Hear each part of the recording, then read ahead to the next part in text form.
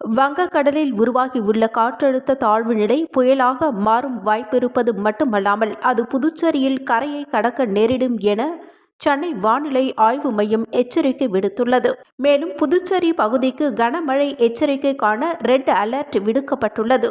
புயலை எதிர்கொள்ள எடுக்கப்பட வேண்டிய நடவடிக்கைகள் குறித்து மாவட்ட ஆட்சியர் குலோத்துங்கன் தலைமையில் அனைத்து துறை அதிகாரிகளுடனான ஆய்வுக் கூட்டம் நடைபெற்றது. மேலும் அரக்கோணத்தில் இருந்து வந்திருக்கும் தேசிய பேரிடர் மீட்பு படையினரும் எந்த சூழ்நிலையையும் எதிர்கொள்ள தயாராக இருப்பதாக தெரிவித்துள்ளனர்.